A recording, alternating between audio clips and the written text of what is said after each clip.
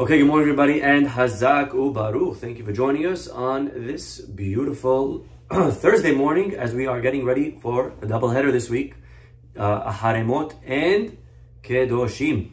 Hayom Ehad Ve'esrim Yom HaOmer Shehem Shlosha Shavuot. Okay, my friends, we're entering week number 3, entering week number 4.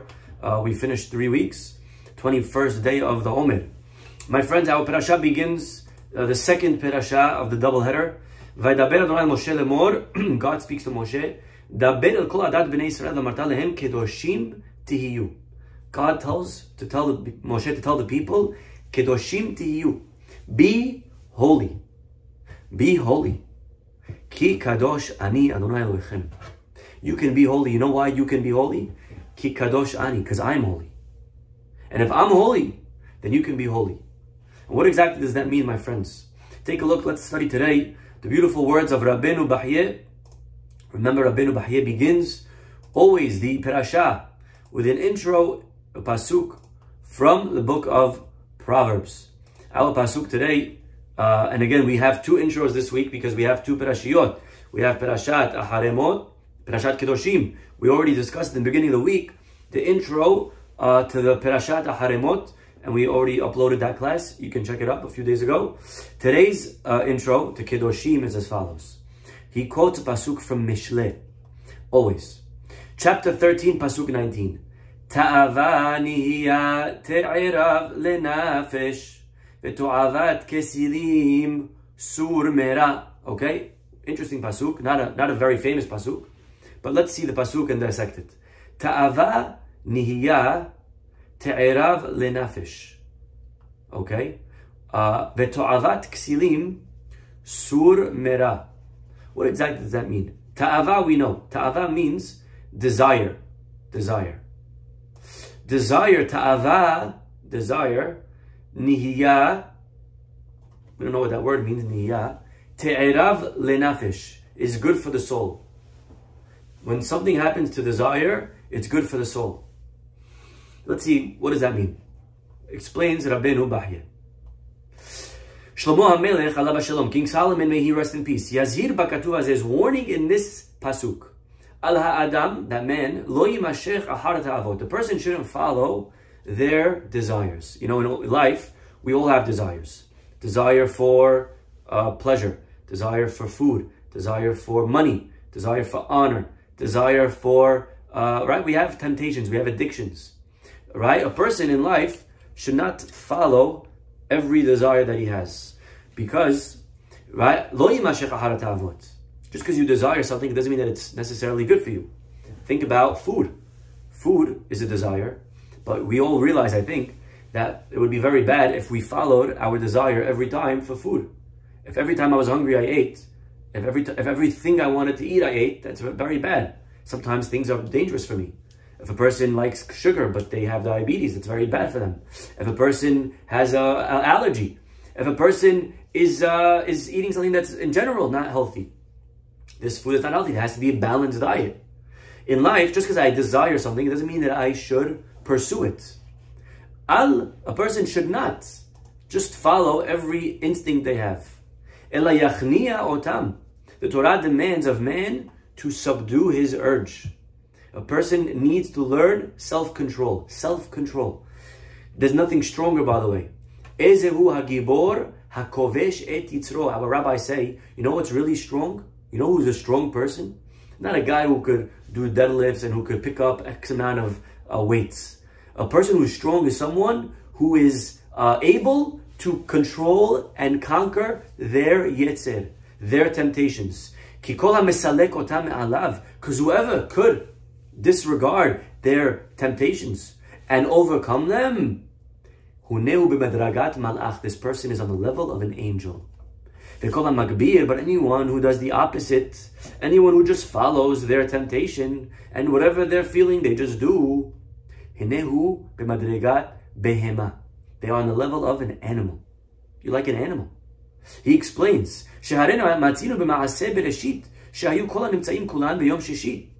on the 6th day of creation, before man was created, everything was already in the world. Every possible being. There were animals, there were angels. Angels are called sichliim, intellectual beings. And you have earthly beings, artziim, right? Sichliim, hem hanevraim elyonim. The higher creations of angels, shehem sechel gamur. But you also had the earthly creations, like the trees, the plants, and animals that don't really have intelligence. Animals cannot use intellect. An animal sees something and it does it, or it stays away from it because that's its automatic reaction, right? It has a instinct of fear, but it's not something that an animal could develop or think about, right? An animal does what it has to do. It does what it was pre-programmed to do. Some animals are very good at things, but they were pre-programmed to be very good at those things. Both of these beings, the angels and the animals, they both do what they were created to do. These with their brain, with their intellect, and these with their nature. And every one of them, is forced to do what it does. The angels don't have a choice. The angels have to be holy. The angels have to listen to God. The angels have to be spiritual. They have to be intellectual. And the animals have to eat, have to steal, have to do what they were created to do. They don't have a choice. Nothing really could stop one from doing it. But God decided on day 6, after creating the whole world, that there's something missing. What's missing? A creation that can choose. God created on the 6th day a third being, murkav mehem, that's a combination, mishnehem, of angel and animal. Sechel and teva, mind and body, soul and body, intellect and nature. Pasechel, in his intellect, in his soul, he's like the angels, the sichlim and the fradim, and in his animal part, bateva kemin artzim. God created a being that's going to have both soul, angelic side, and an animalistic side. And this is us, my friends. This is man. Man is that. And look what he says. And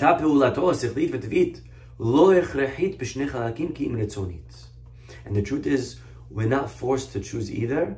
It's up to us. It's up to us. Which way will a person go? You don't know. If you put a piece of meat in front of a dog, you know what the dog's going to do. The dog's going to bite it. It's going to eat it. But if you put a piece of pork in front of a person, if you put chametz in front of a Jew, you don't know. This Jew may overcome as good as that chametz is. I have the strength to say no. I hold myself back. This is man's choice. It's up to us whether or not we want to be good or bad. We are the only being in the world, my friends, says Rabbi, that have what's called bechira chofshit, free choice, free will. You can go to which side you want. You want to follow your intellect, you want to follow your holier side, your higher side, or after your animal side, which are your temptations. That choice is up to you. No one forced you, no one pre-programmed you. The only thing that we have over animal and that we have over angels is that we can choose. And the moment we follow our animal side, we're no different than an animal. Yeah? If a person will overcome their temptations, and they can reach a level of an angel. But unfortunately, if a person follows the other side, he becomes no more than animal. Baruch atah Adonai Eloheinu melech haolam she'akol nהיה baro.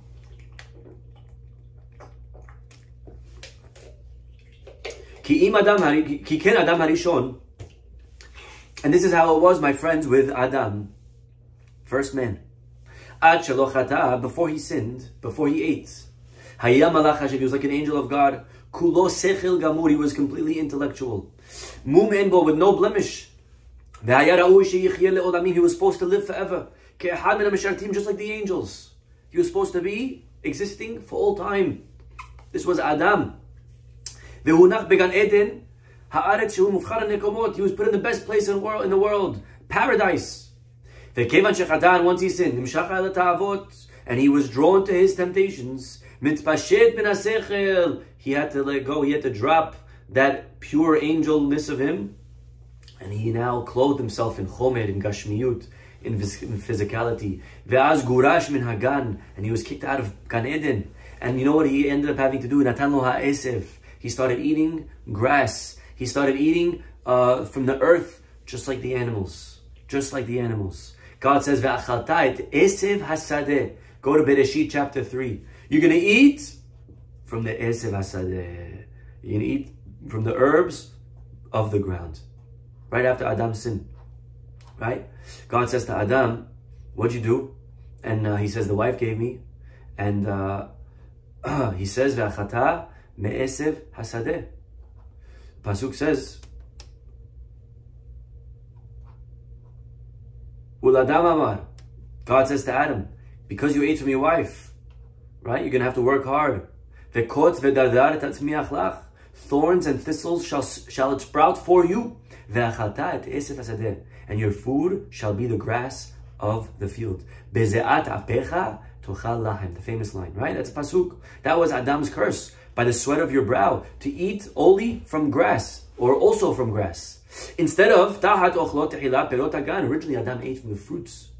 Fruits is much more distinguished, much more significant, right? Which is Neta Hashem, which is God's planting. Originally, man ate one thing and animals ate another. Now, man and animal eat from the same trough, so to speak, because of man's sin. Because he followed his temptation, God says, you want to be like animal, so eat like animal. Eat like animal. Go ahead. And therefore, a person needs to learn to break their ta'avot, to subdue their temptation. And I want you to know, he says, that when you overcome your temptation, it's the best feeling. Davar arev. The soul feels good. That's our pasuk. What's our pasuk saying? Ta'ava is a desire. Nihiyah, we got stuck. What does that mean, nihiyah? Ta'ava nihiyah. So he says that actually the word nihiyah, I know many of you think it means if it is like shakol nihiyah bidvaro. But that's not what the only thing it could mean. Actually, he says, it means to break. Ta'ava hanishberet.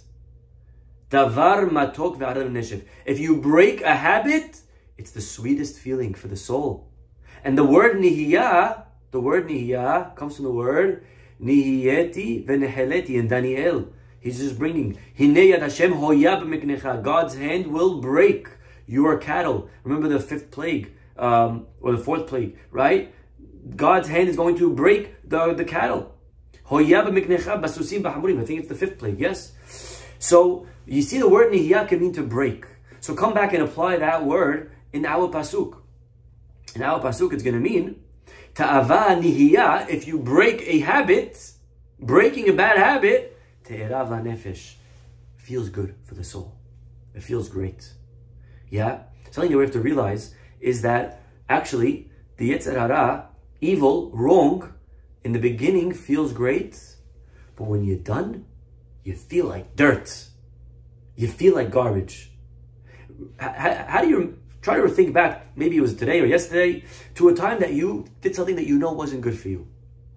Maybe you smoked, maybe you drank, maybe you ate something, maybe you did a certain sin, you satisfied a certain urge inside, right?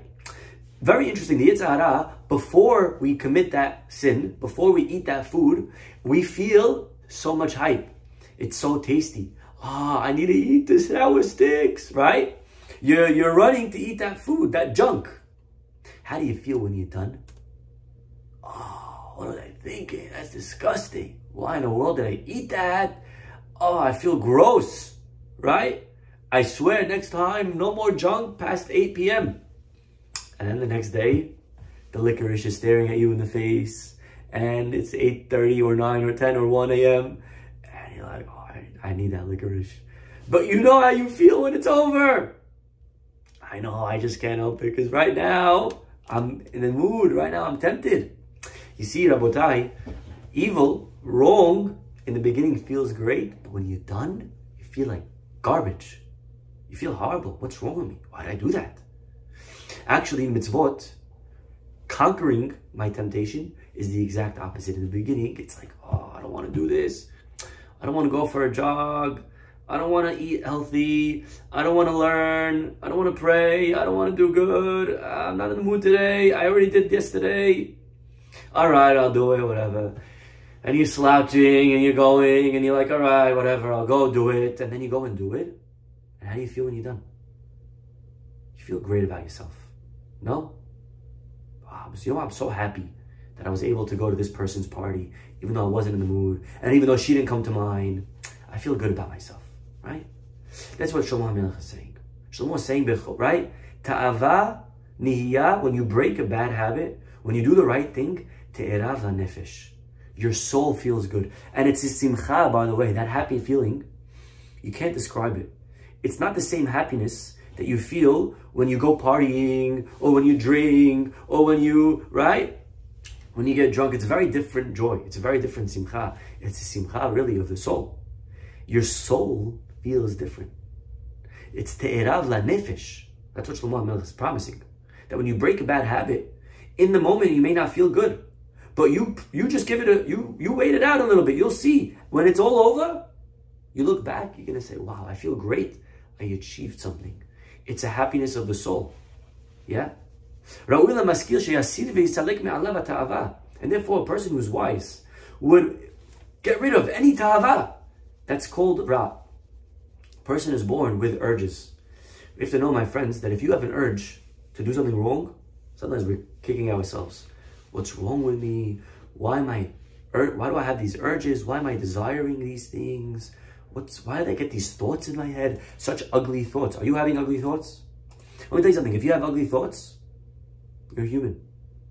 You were created with ugly thoughts.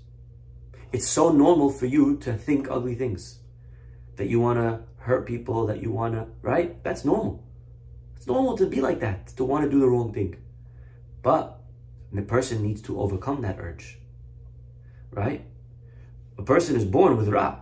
But we got to learn to grow and to graduate, to overcome them. You can't just give in to them. Right? Once a person breaks a bad habit, and it's not easy, by the way, to break a bad habit, but it's the most rewarding feeling. The most rewarding feeling. Rabbi Salanta used to say, it's easier to finish Shas than to break one bad trait. It's very hard work, breaking a trait. You know what breaking a trait is? The next time someone does something and they get under your skin, and you're burning and you want to get back at them, man, you hold it in. That's working on breaking a bad habit. Or you're tempted to drink or to gamble or to do something to your body, right? That's dangerous. And that's breaking a bad habit. However, when it comes to a ksil, a fool, fools despise people like that. A fool, a ksil, is someone who likes sinning. When a ksil sees someone who stays away from sin, they despise that person. The ksil is the opposite of a maskil. The maskil is someone who overcomes their urges. A ksil is someone who just goes with whatever that comes to their mind, and they live a life of pleasure, of hedonism. A ksil hates people that stay away from bad. They like to follow bad all day long. A person who goes after their urge is really transgressing the Torah. And the truth is, my friends, there are 4 different ways to give into an urge. And let us see, what does that look like? 4. Number 1, Number 1 is an urge in my mind. We'll get to that in a second. Number 2, urge with my speech. Number 3, with what I eat. And number 4, begufo, with my body. And he explains, Hayahad, number one, b'machshavato, with my thoughts. What does that mean? Ki mashecha adam ahar machshavato berurim ra'im. He says over here that sometimes you get a bad thought. You get a bad thought, fill in the blank, whatever that bad thought is. Right? You get a bad thought.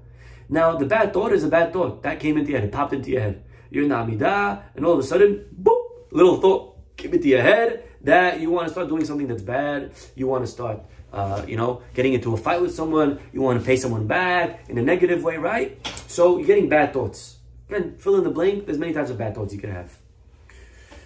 But the problem, problem is not the pop. The problem is not when it comes into your head. The problem is she'imashech. If you continue to allow that thought to linger. You see, the thought is the thought, but what happens next? Some people, they take that thought and they get deep into it. And they start meditating, and they start getting into this whole la-la land. And then they wake up 10 minutes later, and they're still in the Amidah. I'm like, oh my God, what bracha am I up to? Right? Ever happened to you? Right? That is yimashech. That's allowing the thought to continue. That's the problem. The first initial thought is not a problem. A thought comes into your head, it's not your fault. That's Yetzer Hara, he's trying to get in.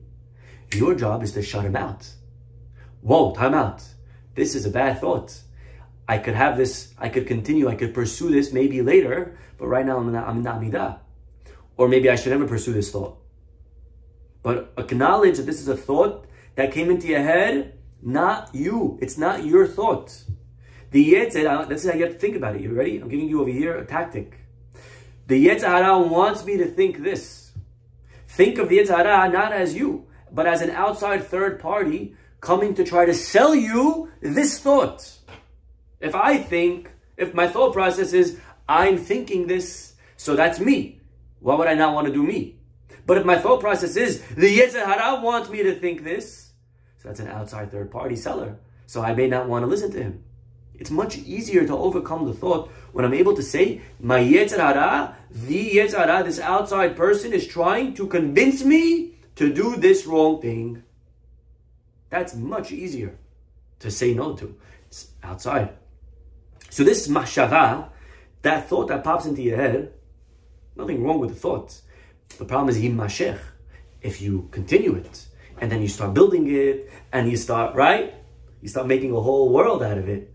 Right? Like you're building Tycoon, right? Remember those games we played when we were kids? Roller Coaster Tycoon and all these things? You're building a whole amusement park now. The first thought is not a problem. But she'imashech, be'erurim ra'im, mashavot ra'ot. And the truth is that a person, even those thoughts that linger, that's also a chet. Shlomo HaMelech writes, Lev sameach yativ panim. Simchat halev hi, im b'mizvayim ba'avera, hinehi nirkaret baguf. You have to realize that a thought that it ends up continuing in the mind eventually will take action. Because the lev, the heart, is the shoresh of the goof. The heart are the roots of the body. You know, the same way a tree has roots, and you want to know how big is a tree, how strong is a tree going to be, you got to look how strong are the roots. The stronger the roots, the stronger the tree is going to be. Well, the same thing with a person's body. Person's body is the tree. The person's body, the person's actions is the tree. What is the roots of a person's actions? The roots are the thoughts. The more nourished, the more watered the roots are, the healthier the branches will be. And therefore, when a person has bad thoughts, you need to know that you're ruining your roots. You're destroying the roots of that tree, which will not stay in the roots. It's going to end up trickling up to the actual branches. Yeah? If I have bad thoughts and I allow them to linger and I develop them, eventually those are going to impact what I do. They don't remain thoughts. So that's number one. Then there's bediburo, a person who talks. We said it's the second one. That's bechet lashon hara, that's with gossip. Rechilut, or I just relay. Some people, they don't invent gossip. They don't begin gossip, but they love being like a garbage man. You know what's a garbage man? What does a garbage man do? A garbage man picks up garbage from the air and takes it there. Some people are like garbage men. They're like rechilut. They take garbage from this guy, They go to work in the afternoon. You know what I heard at the bris this morning? And they tell them, and then the guy says, really? I'll tell you something else, by the way. Then he takes that, and he goes to another place, and he throws it there, and he keeps delivering garbage, and passes, and this person loves spreading stuff about everyone. This is Mr. Rechilut, Mrs. Rechilut. This is a garbage man. Garbage man. He's taking garbage, and he's just sharing it.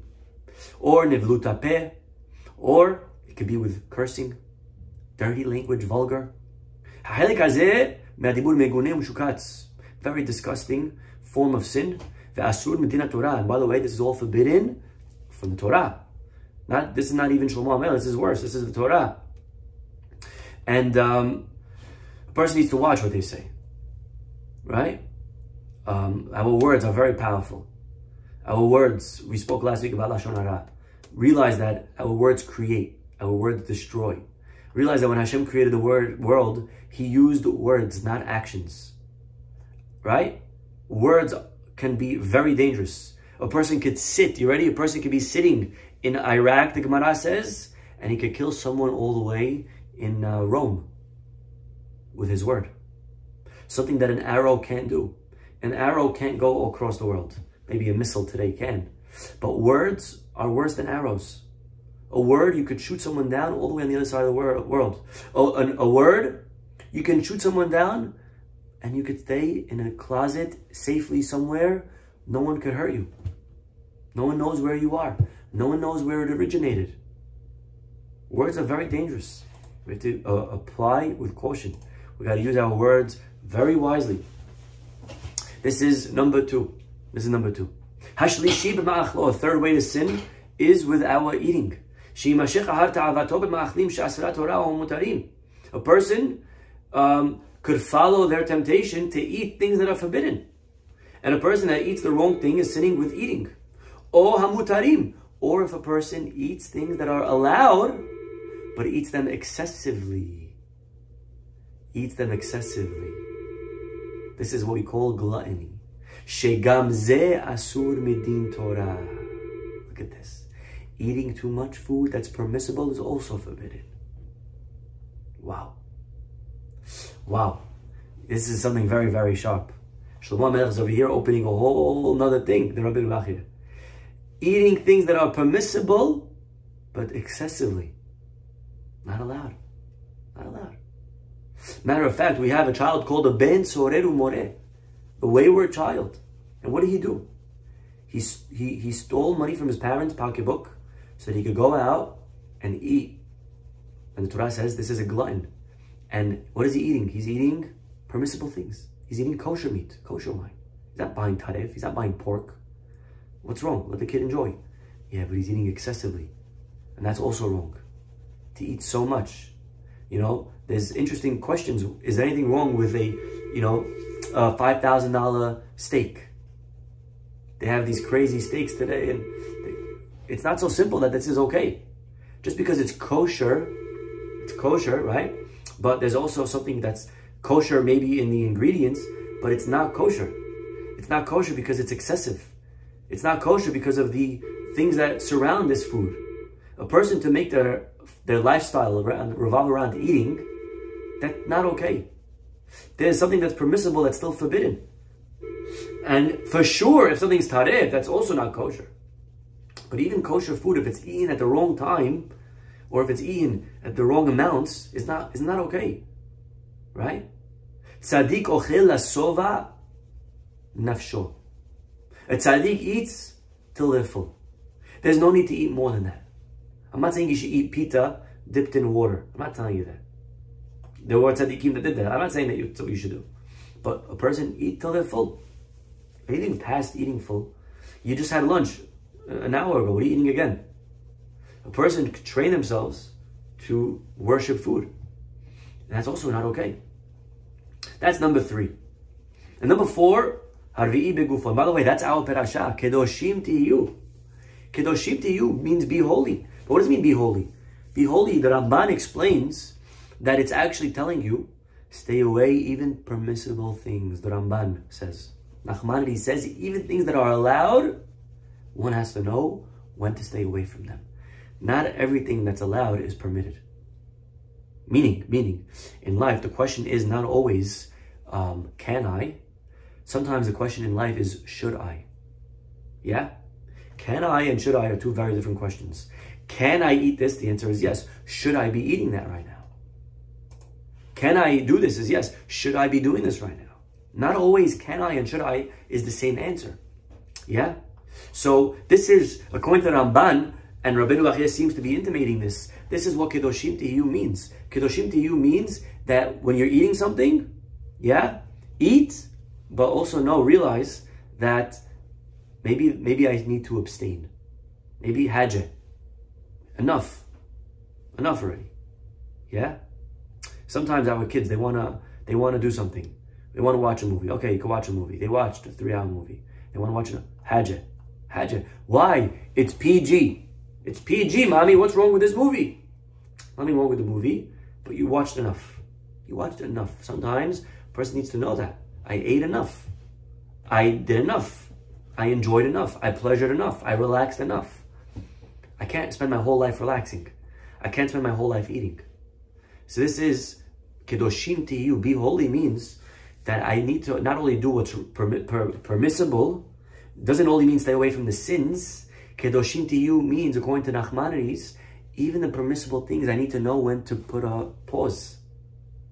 Even things that are mutar. Kadesh atzmecha bemutar lach. Even things that are permissible, I need to know when to put the brakes. Very important to put the brakes in life. Even when something is okay, doesn't mean that it's the right thing that I should be doing right now at this time. In the language of the Ramban, it's called a naval birshut haTorah. You can follow the Torah and still be nishich. Naval. You know what's naval? Disgusting. You can follow Torah and still be disgusting. And Revi'i, begufo. Revi'i, the fourth, is with your body. So we said in mind, in thought, in words, in eating, and body. Which means arayot, immorality, with lust. For sure, it's not only permissible lust, not only forbidden lust. Even permissible, again, like eating, so to intimacy, person needs to know when to put the brakes on, which is a little bit of a more complicated question and not to be discussed in this context right now, in this setting. But so these are 4 ways that a person can be drawn after their temptations. Okay? So this is, I think, beautiful intro. And a person, Rabbi Mizrahi, just to end it off, right? Person who's able to stay away from extras is called kadosh. Kadosh means I stay away from my temptations. A Nazir, as an example, stays away from wine, right? And he's called kadosh. Kadosh yiyeh. The Jewish people in Har Sinai were called Kedoshim when they accepted the Torah. Kadosh, be for me a holy people. Okay? And therefore, my friends, all of us can be holy.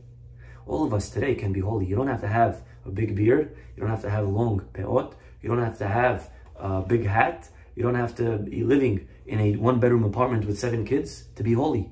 Holiness is something that you can attain and achieve right now. Holiness means to stay away from the temptations that come our way. Temptations that come, mind or eating, whatever, to be able to say, okay, this is a thought that the Yetzer Hara is trying to give me. I'm not following it. I'm choosing not to become an animal today. I'm choosing today to be like an angel. Today I choose holiness. Okay, everyone, will stop over here. Baruch Adonai Le'olam. Amen, amen. Have a wonderful day. Hopefully we'll see you all tomorrow. Bye-bye.